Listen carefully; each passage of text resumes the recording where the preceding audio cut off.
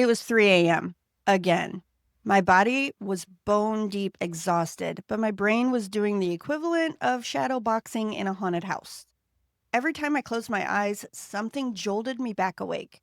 A random email I forgot to answer in 2019, the ghost of a former therapist's bad advice, or the existential dread of whether I'd ever feel rested again. But here's the kicker.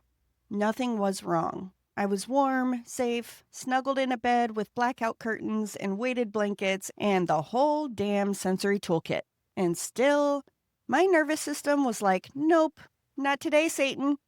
So, what do you do when your body can't sleep, even if you're finally safe?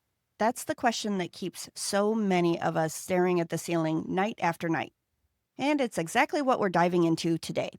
Hey, loves, welcome back to another episode of Untamed Ember, where we talk about sex, shame, the nervous system, and why your ex probably wasn't emotionally safe to nap around. If that 3 a.m. scenario felt painfully familiar, you are not alone. You know the feeling when your eyes are burning, your muscles ache with exhaustion, and yet something deep in your body is screaming, but what if we just check blue sky one more time? Or mentally rehearse that conversation from 2017. Or suddenly remember we never responded to that email from 3 weeks ago.